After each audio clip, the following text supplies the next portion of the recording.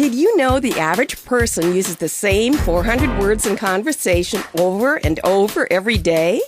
With 1 million words in the English language, you'd think we could do better than that. I say, why use the same old worn-out words when there are so many better ones you might not even know are out there?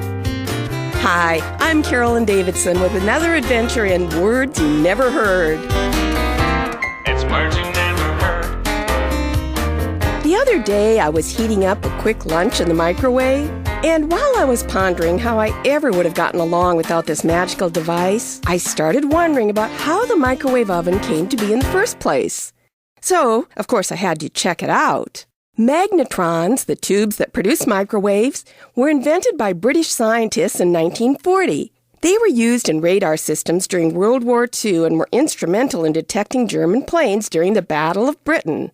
These tubes, which are sort of like TV picture tubes, might be strictly hardware if Percy Spencer, a United States defense contractor, hadn't stepped in front of one in 1946 with a chocolate candy bar in his pocket. When he went to eat it a few minutes later, he found it was completely melted. What's the word for a person who happens upon something? A serendipitist. This didn't make sense to Spencer himself because he wasn't hot. So he held a bag of popcorn kernels up to the tube. Seconds later, they started popping. Spencer shared his discovery with his employers at Raytheon, and the next thing you know, the microwave oven was invented. This is why early microwave ovens were called radar ranges. However, the first microwave oven was 5.5 feet tall, weighed more than 750 pounds, and cost over $3,000. What do you call a shebang with a look of high technology to it? An optriculum. I sat down in front of the TV with my steamy bowl of soup right out of the microwave and started looking around for the remote control. What on earth did my husband do with it? One of my favorite shows was about to be on, and I was going to miss it because I couldn't change the channel. Well, I could, but it would mean getting out of my comfy chair. Did you know the inventor of the remote control didn't even watch television?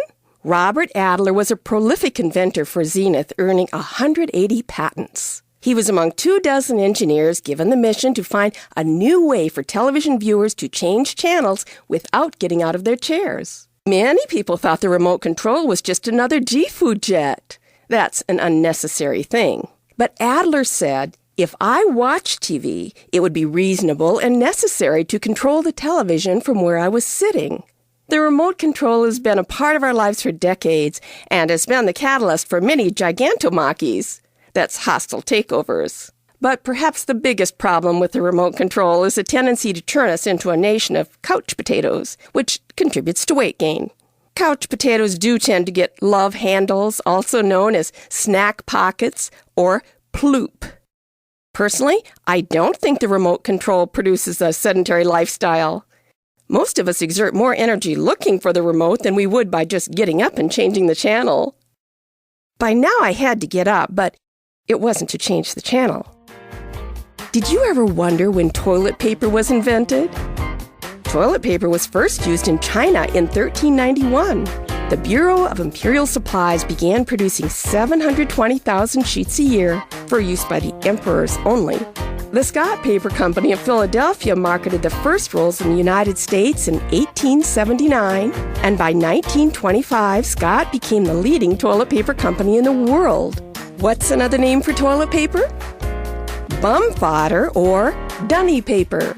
Did you know that in 1996, President Clinton passed a law on toilet paper, taxing each roll 6 cents? Talk about hitting us below the belt. But what did people use before toilet paper was invented?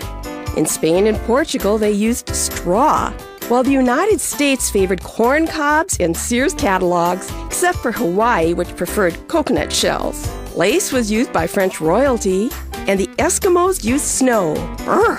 What do you call getting goosebumps from the cold? Horripilation. With all these marvelous inventions available to make our lives easier, it's no wonder most of us have trouble affording all of them. Maybe that's why they invented the credit card. Credit cards are a way of life for us Americans. One could argue that those little pieces of plastic actually became the backbone of the American economy. But how did credit cards get started anyway? In 1950, businessman Robert McNamara was dining with Albert Bloomingdale at a posh New York restaurant when he realized he didn't have enough cash to pay for the meal. His wife had to drive across town to pay for it, which embarrassed him deeply, allowing him to feel the storm and drang, which is the storm and stress of life. But it also gave him an idea. Why not issue a diner's card to pay for meals when you're short of cash? By the end of the year, with a little tacky-to-daxy, that means fast, quick explanations, he signed up 7 New York restaurants and 200 cardholders. The age of the credit card as we know it had begun. Today, the average American holds 3 major credit cards. In 1972, Walter Kavanaugh broke the world record with 1,003 credit cards, weighing 34 pounds, and entitling him to $1.25 million in credit. I'm Carolyn Davidson, and thanks for listening. It's words you never heard. For a list of all these words you never heard, hit wordsyouneverheard.com, where I'll be posting new podcasts. And listen for my Words You Never Heard feature on radio stations across the USA.